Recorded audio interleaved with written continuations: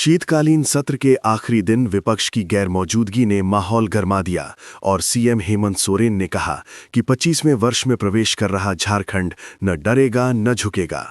उन्होंने 7,221 करोड़ के अनुपूरक बजट को राज्य के विकास के लिए जरूरी बताते हुए केंद्र पर छात्रवृत्ति और योजनाओं में भारी कटौती का आरोप लगाया। सोरेन ने कहा कि विपक्ष के पास न मुद्दे हैं न तर्क, इसलिए बहस से बच रहा है, जबकि सरकार युवाओं और छात्रों के लिए 25 साल का रोड मैप लेकर आगे बढ़ रही है। सुबह सुबह ईडी ने धनबाद और कोलकाता में कई ठिकानों पर एक साथ दबिश देकर कोयला चोरी और मनी लॉन्ड्रिंग के पूरे नेटवर्क में खलबली मचा दी। डेको आउटसोर्सिंग कंपनी और गोदावरी समूह के दफ्तरों से वित्तीय कागजात, डिजिटल डेटा और टैक्स से जुड़े रिकॉर्ड जब्त किए गए। ये कार्रवाई 21 नवंबर की बड़ी छापेमारी से मिले नए सुरागों पर आधारित मानी जा रही है। अधिकारियों के मुताबिक अवैध खनन, ट्रांसपोर्टेशन और लेनदेन की कई कड़ियां अब और स्पष्ट हो रही हैं। जून बनी पंचायत में 7 साल की बच्ची के साथ हुई दरिंदगी ने पूरे जिले को झकझोर दिया। बच्ची गंभीर हालत में अस्पताल में भर्ती है, जबकि 50 वर्षीय आरोपी, जिसे वो अंकल कहती थी, को पुलिस ने पॉक्सो और बीएनएस की गंभीर धाराओं में गिरफ्तार कर लिया है। वारदात घर के पीछे झाड़ियों में अंजाम दी गई, जहां से दादी की आवाज सुनकर आरोपी भाग निकला था। पुलिस फास्ट ट्रैक कोर्ट में जल्दी ट्रायल सुनिश्चित करने की तैयारी कर रही है।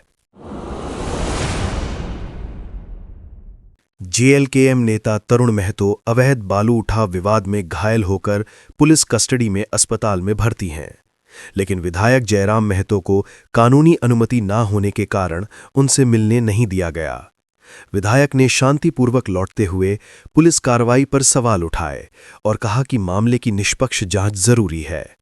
उन्होंने पूछा कि कार्रवाई में पुलिस की भूमिका संदिग्ध क्यों दिख रही है और दोषियों पर कड़ी कार्रवाई की मांग दोहराई।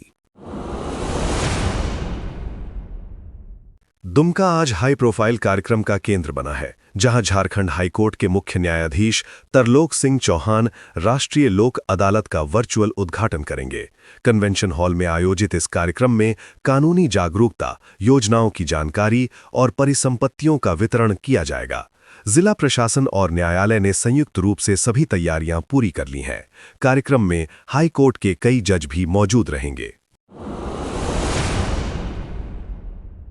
धनधार पोखर के पास 3 महीने से लापता सोनू राम का कंकाल मिलने पर पूरे इलाके में सनसनी फैल गई।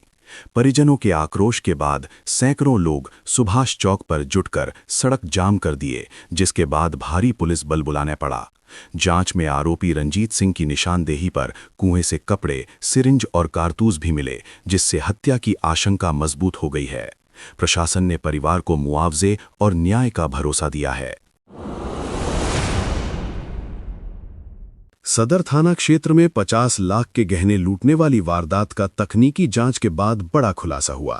पुलिस कटिहार, बिहार में दबिश देकर सोना चांदी के लगभग सभी जेवरात बरामद करने में सफल रही। हालांकि मुख्य आरोपी अब भी फरार हैं, लेकिन कोढ़ा गैंग की पहचान पक्की कर ली गई है। एसआईटी की जांच से पता चला कि लुटेरे दंपत्ति को घर के गेट पर टारगेट कर बैग झपटकर फरार हुए थे। बाबा बैद्यनाथ मंदिर परिसर में भीड़ के बीच श्रद्धालु की कार का शीशा तोड़कर लैपटॉप और जरूरी दस्तावेज चोरी होने से सुरक्षा व्यवस्था पर बड़ा सवाल खड़ा हो गया।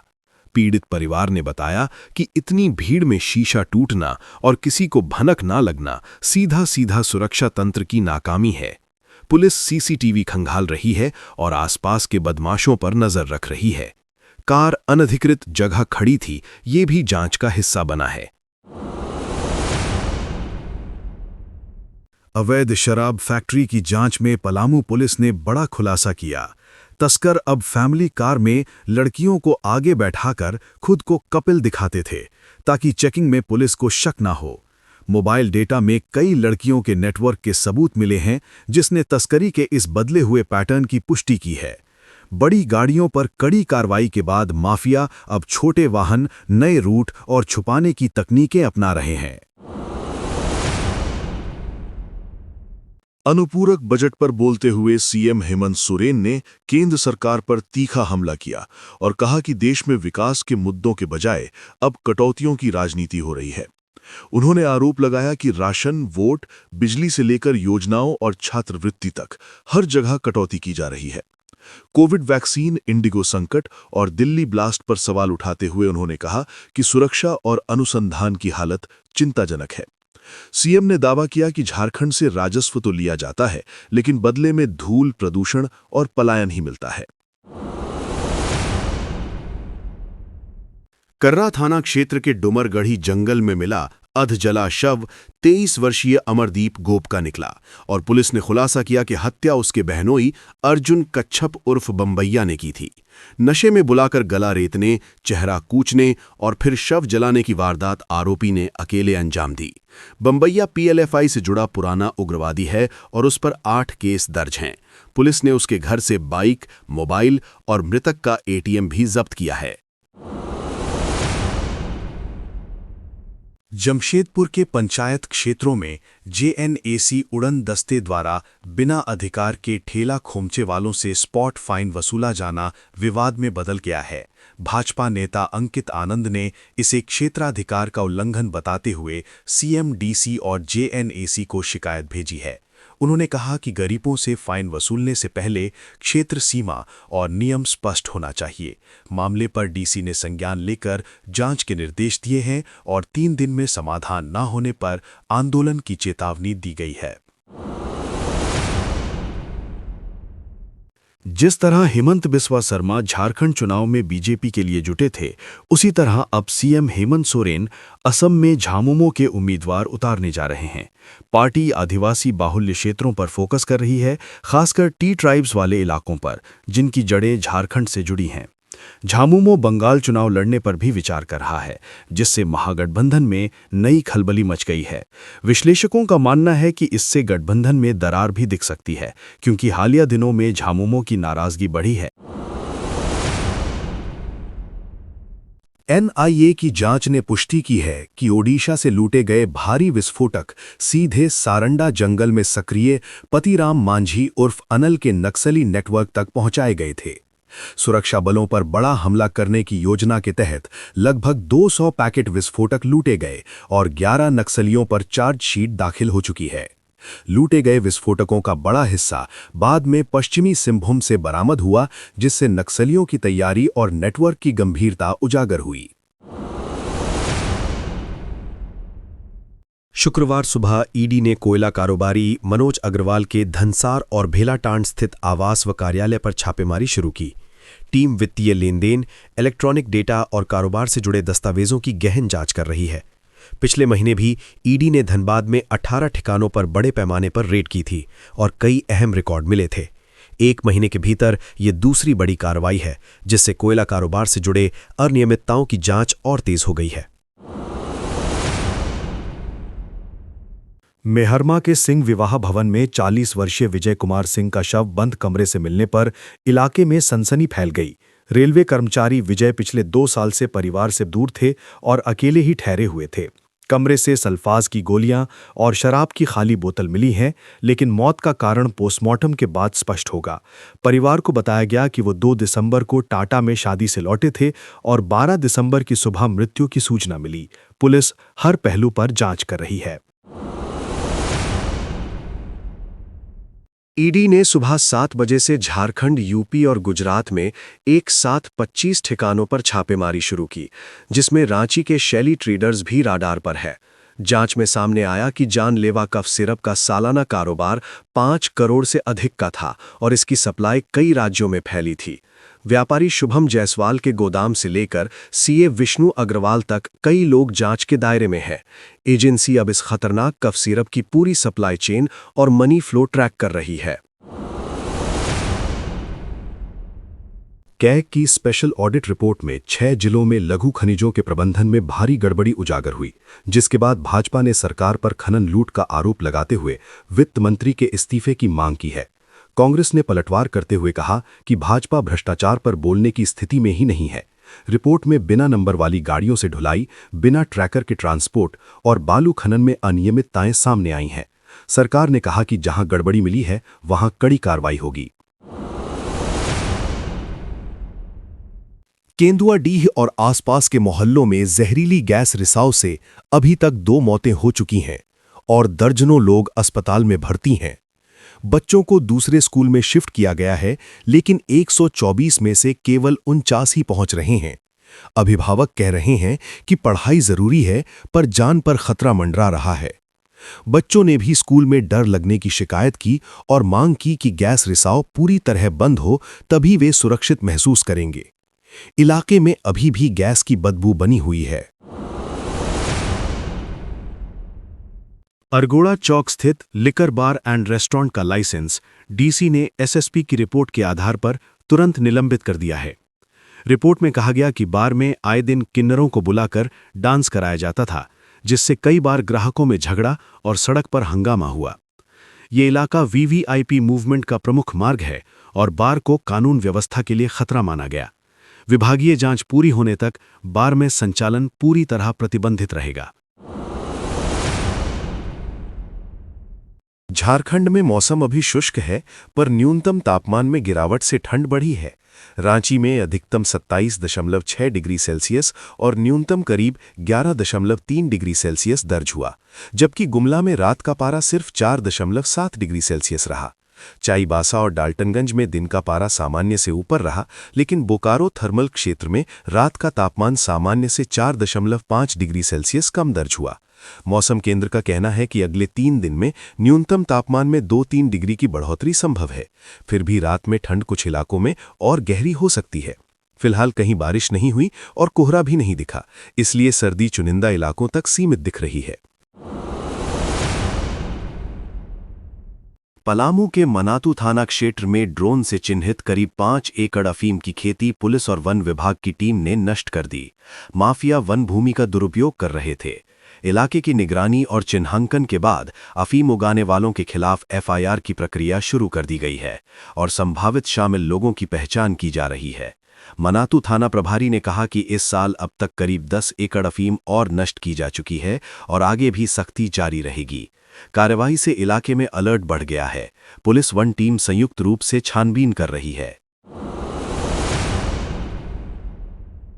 बरवा अड्डा थाना क्षेत्र में 2021 में हुई सुनीता देवी हत्या के 5 साल बाद अतिरिक्त सत्र न्यायालय ने 3 दोषियों को आजीवन कारावास और 20-20 हजार रुपये जुर्माना सुनाया। मुख्य साजिशकर्ता पति अभी फरार है। हत्या को 2 लाख में 2 करोड़ का झांसा देकर अंजाम दिया गया था और शव रेस्टोरेंट के सेप्टिक टैंक में फेंका गया था। बेटी की पहचान से खुलासा हुआ था। परिजनों ने सजा से राहत जताई है, जबकि फरार आरोपी की गिरफ्तारी के लिए पुलिस छापेमारी कर रही है। अदालत के फैसले को पारिवारिक न्याय की बड़ी सफलता बताया जा रहा है। रामगढ़ के धंदार पोखर के पास से 3 माह से लापता सोनू राम के कंकाल मिलने पर परिजन और ग्रामीण सुभाष चौक पर सड़क जाम कर न्याय व मुआवजे की मांग कर रहे हैं। पुलिस ने आरोपी को हिरासत में लिया है। खुदाई में कपड़े, सिरिंज और कारतूस भी बरामद हुए हैं, जिससे हत्या की आशंका मजबूत हुई है और प्रशासन ने व्यापक जांच शुरू कर दी है। भारी पुलिस बल ने स्थिति संभाली और एसडीओ ने समझा बुझाकर जाम खत्म करवाया। परिवार को सरकारी मुआवजे का भरोसा दिया गया है। मामले की तहकीकात जारी है और 3 लोगों से पूछताछ चल रही है। झारखंड हाईकोर्ट के आदेश पर रिम्स परिसर और डॉक्टर्स कॉलोनी के आसपास अतिक्रमण हटाने का अभियान चल रहा है। 3 टीमों ने जेसीबी से कई अतिक्रमण हटाए और बड़े बहुमंजिला अपार्टमेंट को कल तोड़ने की तैयारी है। कार्यपालक दंडाधिकारी ने साफ कहा कि डिमार्केशन के बाद ही कार्यवाही की जा रही है और जो लोग कब्जा नहीं हटाएंगे उनका खर्च वसूल किया जाएगा। रिम्स प्रशासन और जिला इकाइयों ने संयुक्त रूप से ये अभियान चलाया है और उच्च न्यायालय के निर्देशों का पालन सुनिश्चित किया जा रहा है। स्थानीय कुछ विवादों को प्रशासन ने निपटाने का आश्वासन भी दिया है। जिला प्रशासन और रेलवे की बैठक में चैती दुर्गा के पास अंडरपास खोलने और पूर्वी पश्चिमी फाटक पर आरओबी के निर्माण के प्रस्तावों पर सहमति बनते ही आशा जगी है कि जाम की समस्या कम होगी। डीआरएम ने कहा कि जमीन अधिग्रहण होते ही ओवरब्रिज के टेंडर प्रक्रिया शुरू कर दी जाएगी और कुछ ट्रेनों के रूट तथा अतिरिक्त बोगियों के बारे में भी जल्द निर्णय आएगा।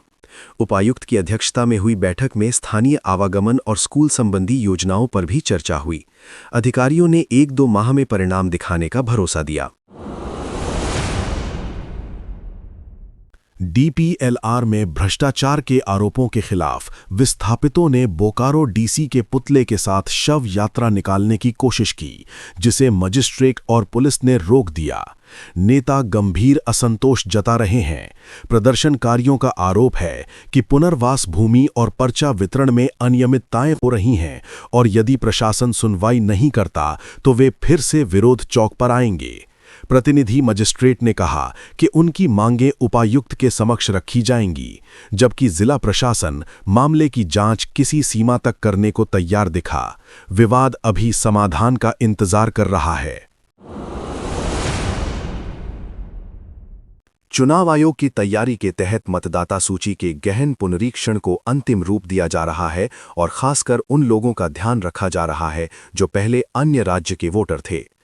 मुख्य निर्वाचन पदाधिकारी के रवि कुमार ने सभी उप निर्वाचन अधिकारियों से कहा कि विगत गहन सूची से मैपिंग कर बीएलओ ऐप व मैनुअल रजिस्टर के जरिए किसी भी योग्य मतदाता का नाम न छूटे। नागरिक 1950 पर कॉल कर या आयोग की वेबसाइट से विगत सूची देखकर अपनी स्थिति जांच सकते हैं। अधिकारियों को कड़े निरीक्षण के साथ काम करने के निर्देश दिए गए हैं। इस अभियान का मकसद है कि गहन पुनरीक्षण में एक भी योग्य मतदाता न छूटे। समाहरणालय से घोषणा हुई कि 15 दिसंबर 2025 से रांची जिले में धान क्रय शुरू होगा और किसानों को 2,450 रुपये प्रति क्विंटल की दर दी जाएगी। भुगतान 48 घंटे से 7 दिनों के भीतर कर दिया जाएगा। जिले में 19 केंद्र चिन्हित किए गए हैं और ई उपार्जन पोर्टल पर ऑनलाइन पंजीकरण अनिवार्य रहेगा। पहले पंजीकृत किसानों को पुनः पंजीकरण की जरूरत नहीं। जिला सहकारिता अधिकारी ने लक्ष्य 2 लाख क्विंटल बताया और कहा कि समुचित व्यवस्था के साथ क्रय अभियान चलेगा। किसानों ने भी इस घोषणा को स्वागत योग्य कदम बताया है। संयुक्त सचिव महावीर प्रसाद ने 3 दिवसीय प्रवास के दूसरे दिन स्वास्थ्य, पोषण, शिक्षा और सामाजिक सुरक्षा परियोजनाओं का जायजा लिया और कई निर्देश दिए। आयुष्मान आरोग्य मंदिर, मॉडल वैक्सीनेशन सेंटर तथा महिला विश्वविद्यालय में छात्राओं से संवाद हुआ। जिले के 11 प्रखंडों में 4000 सबर परिवारों पर आधारित बेसलाइन सर्वे का सार प्रस्तुत किया गया और 3 महीने में लक्षित सुधार लाने के निर्देश दिए गए। उन्होंने स्कूलों और स्वास्थ्य केंद्रों में सेवाओं की गुणवत्ता सुधारने, टीकाकरण कवरेज बढ़ाने और पोषण इंडिकेटर्स पर काम तेज करने पर जोर दिया। प्रशासन ने मिडलाइन व एंडलाइन सर्वे भी चलाने का रोडमैप साझा किया है।